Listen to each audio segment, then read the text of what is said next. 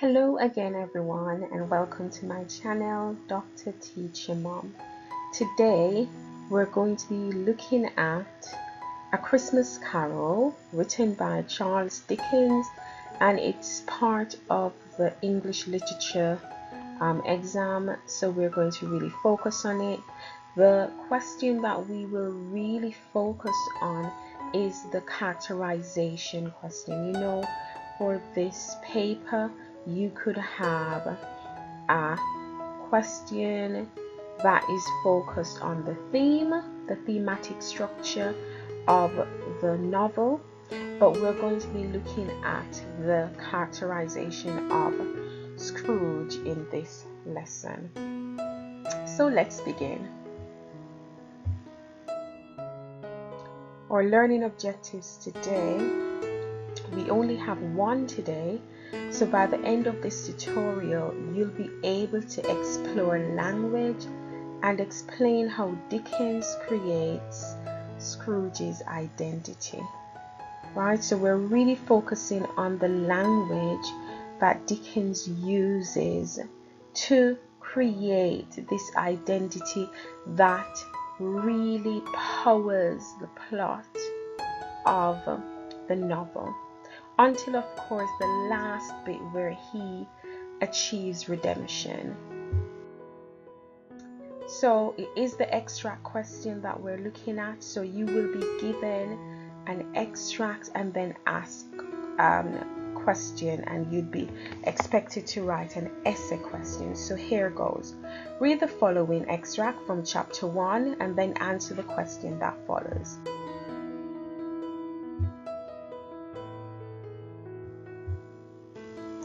So what are our first impressions of Scrooge? And I'm looking at that first line of the extract. I haven't shown you the entire extract. We'll go bit by bit. And the question that we're looking at is, we know he uses adjectives in this first bit because these adjectives, even though they appear initially as verbs, they're actually describing Scrooge's nature, so they're acting as adjectives. What do we learn about him? So let's read the first two sentences. You will notice that it begins with a hollow phrase, oh, and a hollow phrase is a one-word sentence. So it begins with not a hollow phrase but a hollow phrastic sentence, right? So that is just one word, oh. And when we normally say oh, it's as if we're maybe in shock, we're expressing surprise, we're expressing an emotion of shock or surprise. So the writer, who's Dickens at this point, cannot understand or embrace the idea of how awful Scrooge is as a person. So he begins, oh, but he was a tight-fisted hand at the grindstone. Scrooge, a squeezing, wrenching, grasping, scraping, clutching, covetous old sinner.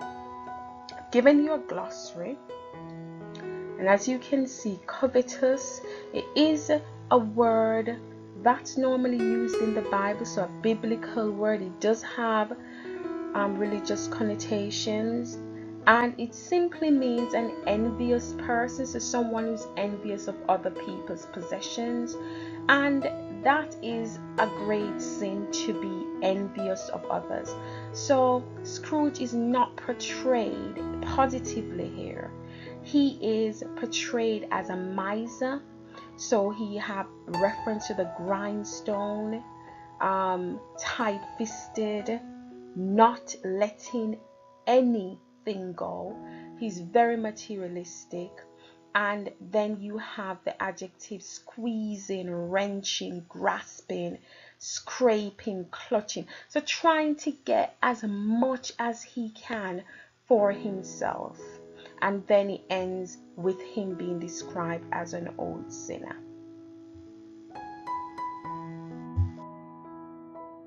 So I'm going to go through the extract, and we're looking at how he is portrayed and how he's portrayed as isolated as well.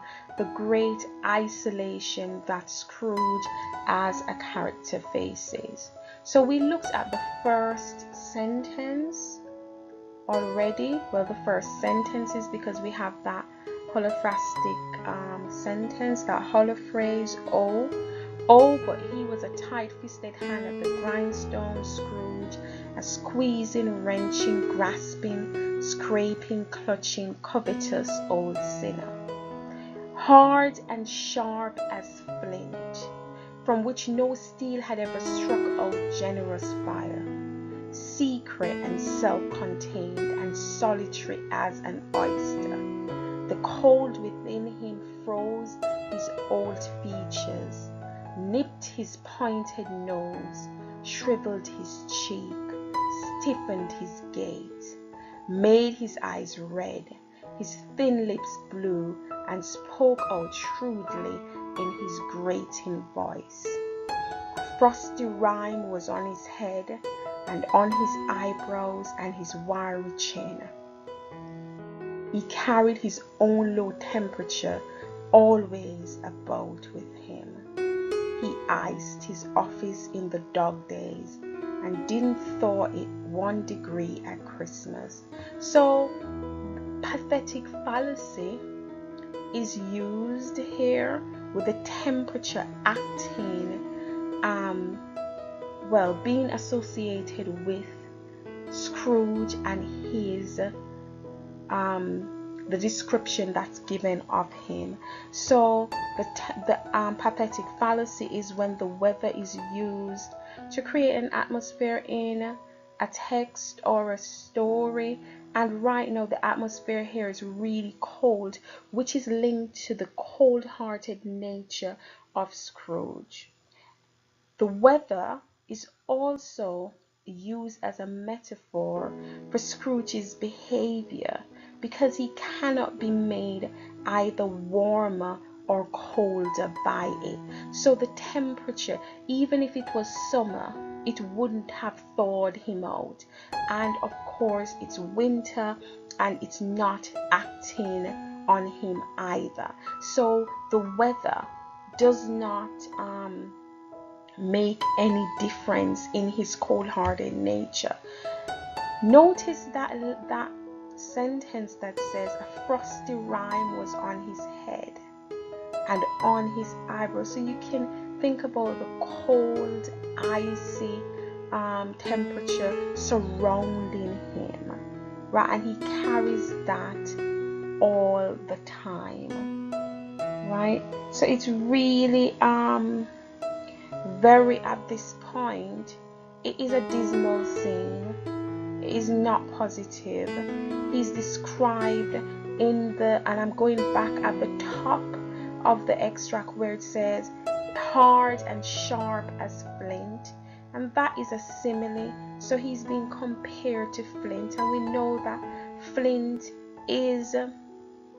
has a hard and sharp nature. It's easily breakable as well. So here it is implied that he does have some redeeming qualities. There is that possibility of change, and we later see that much later in the novella.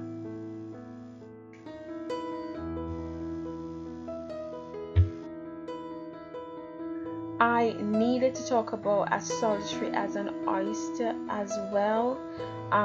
We know, and again, that redemptive quality that Scrooge has. An oyster has the ability to create a pearl, which is very valuable.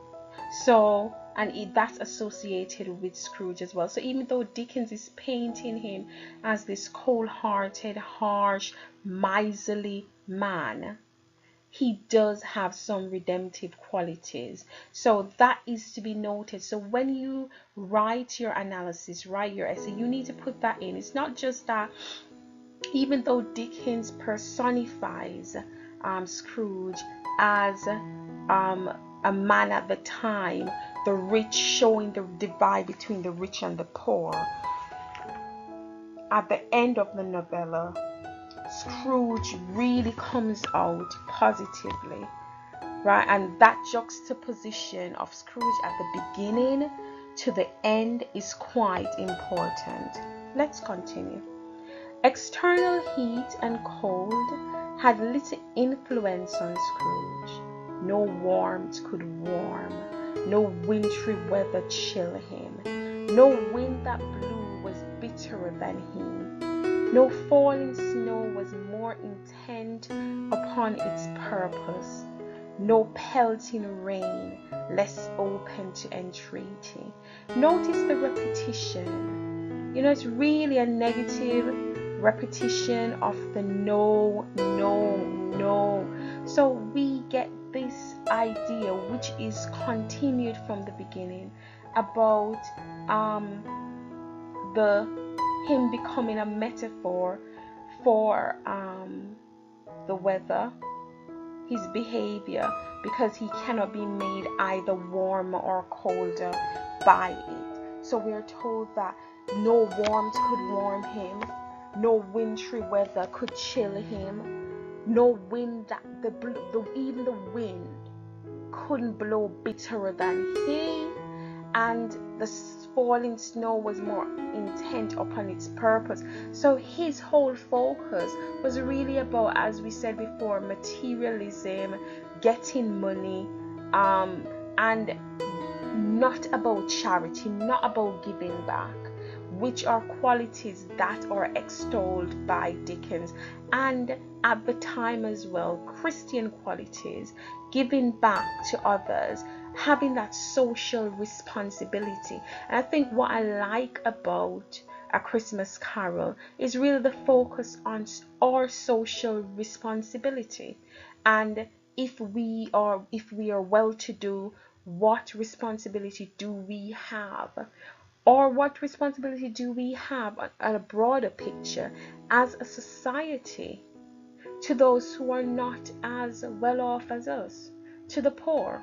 Do we have a responsibility? So it does raise questions, real deep questions, and for everyone, you'll answer it individually, and that can be written into your analysis. Foul weather didn't know where to have him.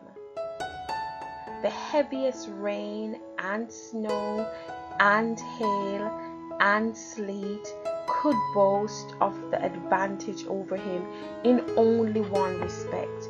They often came down handsomely, and Scrooge never did. So here again, that whole description is there, repeated, of him being cold-hearted and not giving, and then the weather. So pathetic fallacy, as I've said before, is used throughout this extract. So we have focused on the similes, the metaphors. We have looked at pathetic fallacy and how that is used in the extract, and the theme as well. Even though we're not focused on the theme, this is not a thematic analysis. We're focused on the characterization of Scrooge. You can still, in your analysis, allude to the theme. So the theme of isolation is something that is there as well, because who wants to be around someone who is this cold-hearted, who's this and awful? No one. So his extreme isolation is personified because of the kind of person he is characterized or portrayed to be. So we need to think about the social context, which even though you don't have to really analyze the social context on some exam boards, you can do that. It is not going to, you're not going to be penalized if you do so.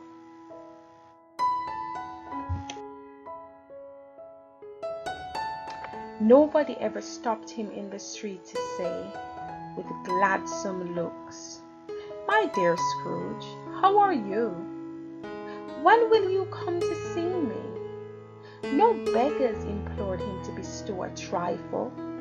No children asked him what it was o'clock. No man or woman ever once in all his life inquired the way to such and such a place of Scrooge. Even the blind man's dogs appeared to know him, and when they saw him coming on, would tug their owners into doorways and up courts, and then would wag their tails as though they said, "No eye at all is better than an evil-eyed dark master." And here, I think this is the part of the extract that clearly epitomizes Scrooge's extreme isolation.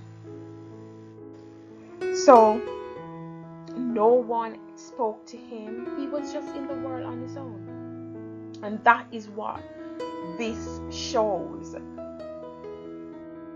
The rhetorical question, it is a conversation that he's used. "My dear Scrooge, how are you? When will you come to see me?" No one ever asked him that question at all. Even the beggars, the blind men's dogs, they seem to know Scrooge's nature. And how does this affect the reader? What effect does this have on the reader? And that is another thing that you need to think about. What effect does he have to portray someone this way? And that's why it becomes such almost cathartic at the end when he does find redemption, when he does, because we want him to change.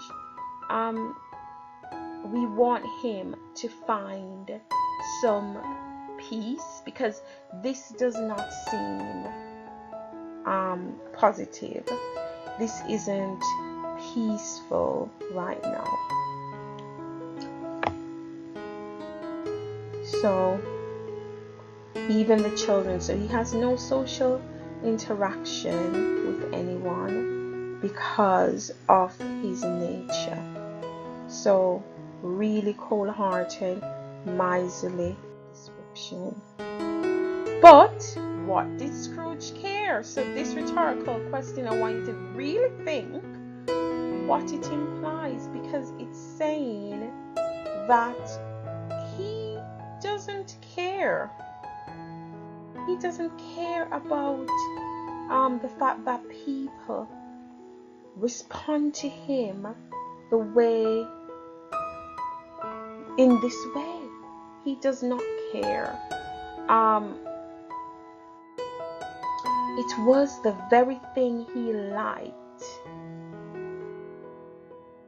to edge his way along the crowded paths of life, warning all human sympathy to keep its distance.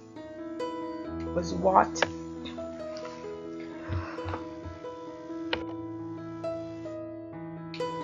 the knowing ones call nuts to Scrooge. So he's put up this barrier between himself and society. So he knows what they think about him, and At this point, it's saying that he doesn't care. He likes the distance, because in that way they're not expecting anything of him. So again, this sums up how Scrooge is. So the question was, starting with this extract, how does Dickens present Scrooge as an isolated figure?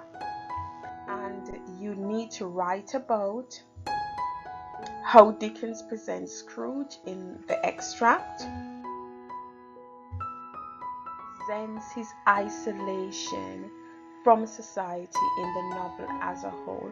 So I've given you an example, as I always do, because it is really good to see what one looks like, and then you can have your turn at writing your own response.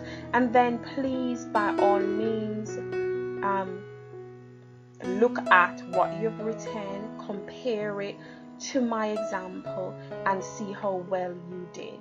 Then you could write a comment in the comments box and tell me what you'd like me to look at afterwards, or what you found useful, etc. That would be really helpful to me, because I love the interaction with you guys. You know that. So let's look at the extract. In the extract, Scrooge is presented by Dickens as a miser who is as hard and sharp as flint. So what I've done here is started with my point.